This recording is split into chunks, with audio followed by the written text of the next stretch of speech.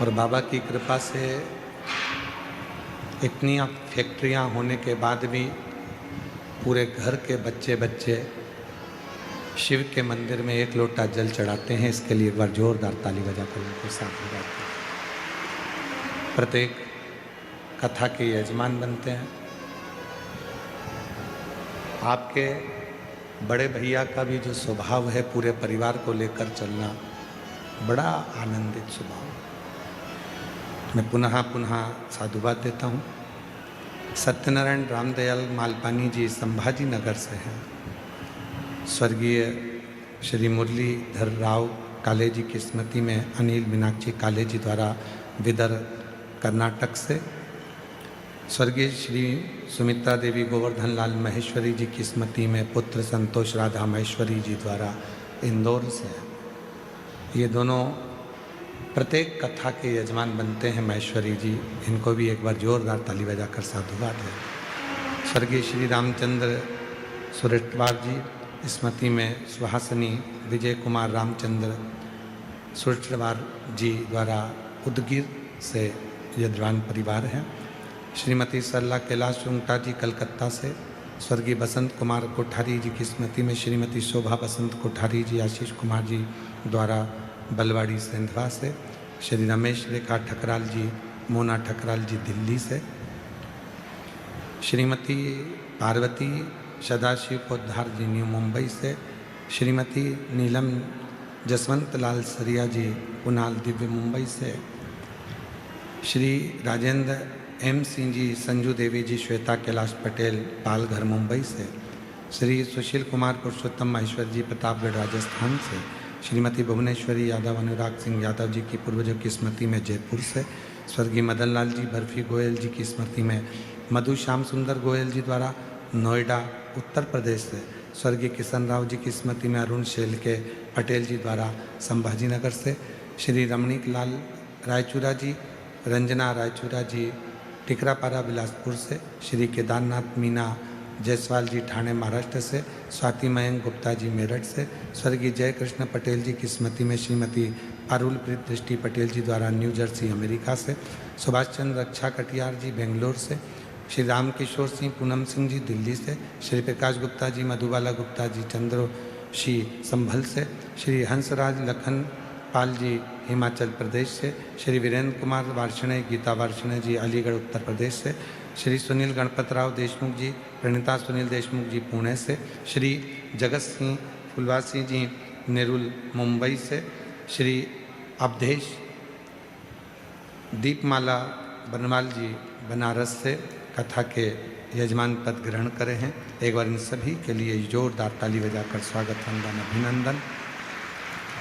जिन्होंने इस पवित्र कथा का लाभ लिया है और अपने जीवन को धन्य बनाया। और तेरी कृपा बिना ना हिले एक भी अणु, लेते हैं श्वास तेरी कृपा से तनु तनु। बखान क्या करूं रागों के ढेर का, चपटी बहुत में खजाना कुबेर का।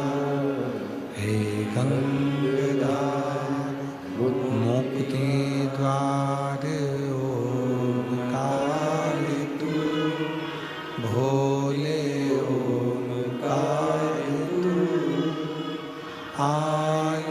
शरण तिहारी शंभु तार तार तू।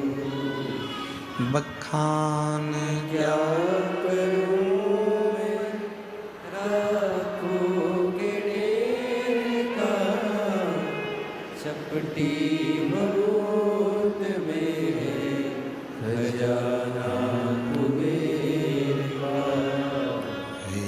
गंगाधार मुक्ति द्वार ओंकार तू, भोले ओंकार तू। आयो शरण तिहारी शंभु तार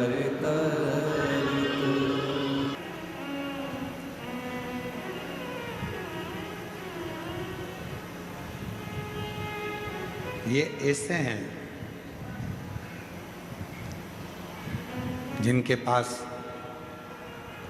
यदि आप कुछ देर बैठोगे तो आपकी जिंदगी की बहुत सारी गलतियां छूटती जाती हैं और मंजिल मिलती चली जाती है। एक माता, एक पिता, एक संत, शिक्षक और सिपाही,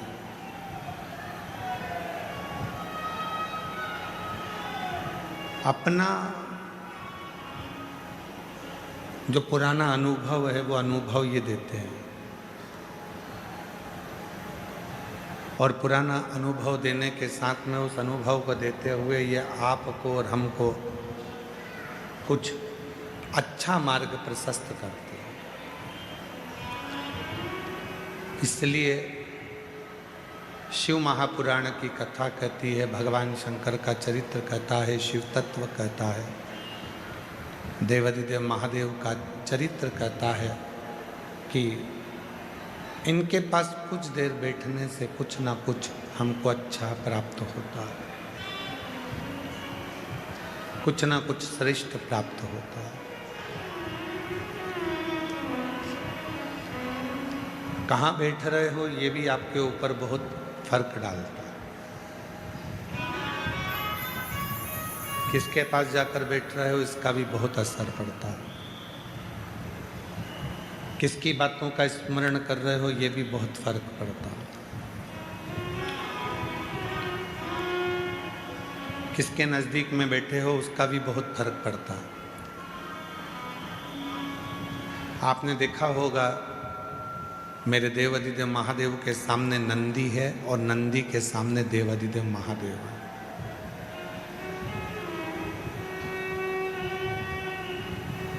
शिव जी के सामने नंदी है और नंदी के सामने शिव जी। धर्म और शिव एक दूसरे के सामने।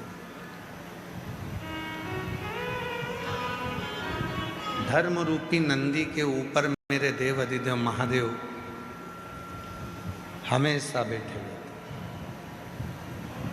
सम्मुख में धर्म रूपी नंदी है और उनके सामने शिव शंकर।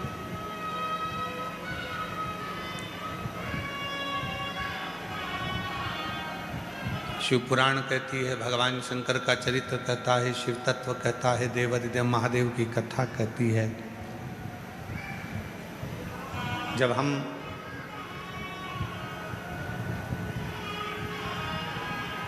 अच्छा विचार रखकर, अच्छी सोच रखकर, अच्छा भाव रखकर जब हम किसी कार्य में जाते हैं तो निश्चित है कि वो कार्य हमारा सफल होता है।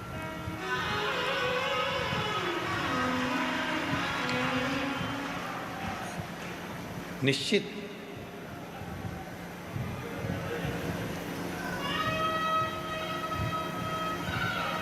आप जितनी भी संख्या में आए हो, लाखों की भीड़ है आज। फुलेरा दूज तो कल है, पर भीड़ आज देरी हो गई है। इतना शिव भक्त यहाँ आया।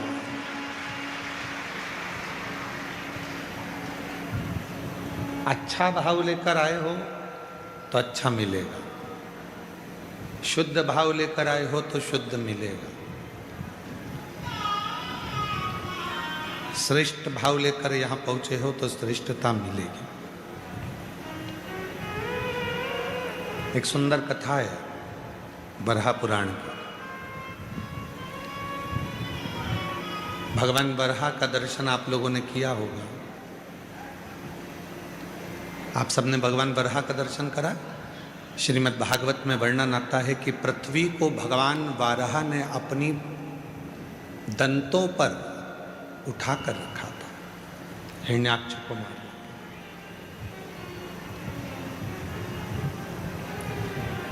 बोल वराह भगवान की। दांतों पर पृथ्वी को उठाया हुआ है।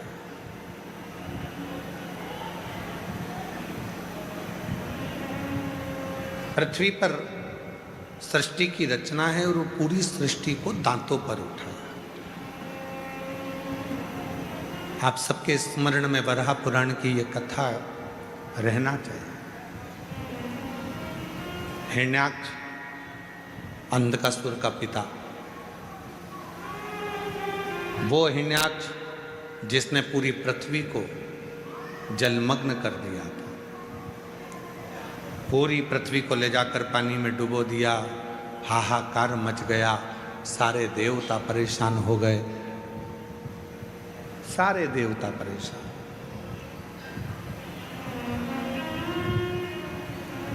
गंधर्व, अप्सरा, नाग, किन्नर, जितने भी सुर हैं, जितने भी देव हैं, सब कष्ट में। पृथ्वी भी नहीं है, जल में मग्न हो गई है, कहीं ले जाकर पानी में उसको छुपा।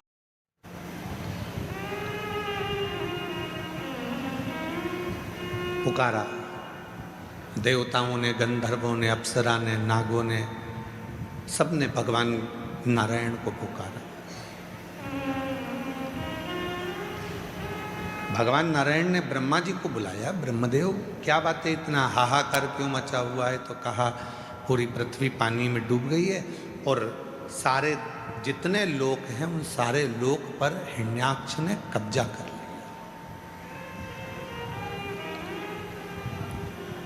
जितने भी लोक हैं इन सारे लोकों में हिरण्याक्ष ने कब्जा कर लिया। हिरण्याक्ष ने उसको कब्जा कर रखा। क्या चाहते हो? तो कहा ये पूरी पृथ्वी को कोई निकाल कर लेकर आ जाए।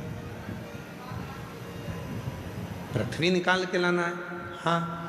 भगवान विष्णु बोले कि वो हिरण्याक्ष ने तो बहुत सारा वर प्राप्त करा है और उस वर को प्राप्त करने के बाद तो इसको मारने के लिए तो मुझे वराह बनना पड़ेगा। इसको मारने के लिए तो मुझे वराह उतार लेना पड़ेगा। तो प्रभु लीजिए और वराह अवतार लेकर इस हिरण्याक्ष का वध कर दो। अब यहाँ तक की कथा तो आपने और हमने सबने सुनी है, पर एक कथा बड़ी सुंदर इसमें आती है, बड़ी सुंदर कथा। हिरण्याक्ष को मारने के लिए मैं वराह बनने को तैयार हूं, मना नहीं। दंत भी धारण कर लूंगा, पर वो दंत पर पृथ्वी को टिका कर रखूं ये कठिन है। वो पृथ्वी को दंत पर टिका कर रखूंगा ये कठिन है। तो वो पृथ्वी को दंत पर कौन टिका सकता है? तो कहा ब्रह्मदेव तुम मेरे साथ में देव अधिदेव महादेव के पास चलो, अपन शिव जी से प्रार्थना करते हैं। भगवान शंकर के पास गए, उनसे निवेदन करा, भोले बाबा, हे देव अधिदेव महादेव, हे शंभु, हे शंकर, त्रिकालदर्शी, कैलाशी, अविनाशी शिव, कृपा करो। ये पृथ्वी को, मैं हिरण्याक्ष को मारकर पृथ्वी को दांतों पर उठाना चाहता हूं, पर दांत पर पृथ्वी को उठाने के लिए दांत में वो बल नहीं है, पर आपके हाथ में वो बल है कि आप पृथ्वी को अपने हाथों में झेल सकते।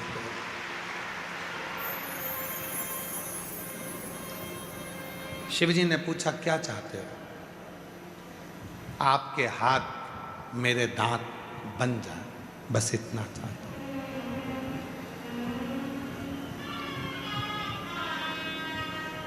यदि आपने कहीं पर वराह भगवान का फोटो देखा हो, दर्शन किया हो, तो उनके दो दांत आगे नजर आते हैं जिस पे पृथ्वी रखी हुई है। कोई आपसे पूछे कि वो दांत किसके हैं, तो कहना वराह पुराण वर्णन करती है कि भगवान नारायण ने शिव जी से उनके दो हाथ मांगे थे अपने दो दांत बनाने के लिए।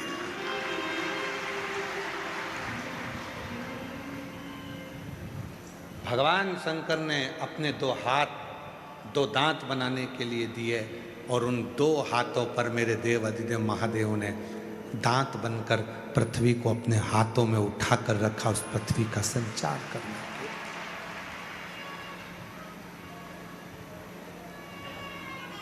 अग्नि आकाश, वायु, पृथ्वी, जल, प्रकृति का एक एक अंश मेरा शिव है, मेरा शंकर है, मेरा शंकर है। महाराज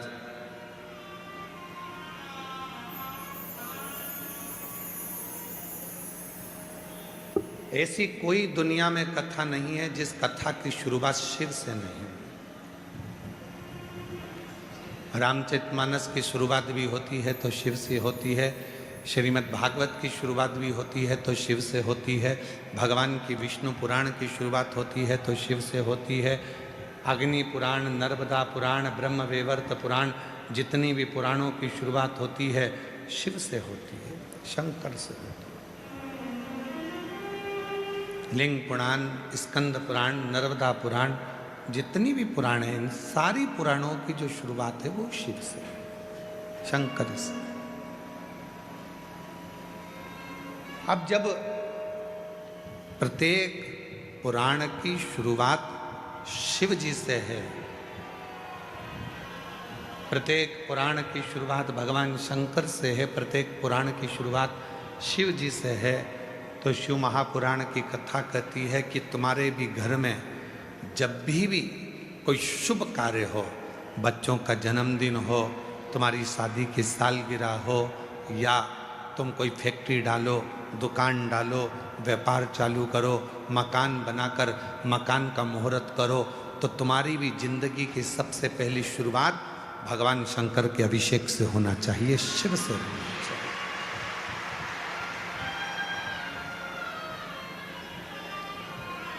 भगवान देवादिदेव महादेव के अभिषेक से, भगवान शंकर के पूजन से होना चाहिए, शिव से होना चाहिए।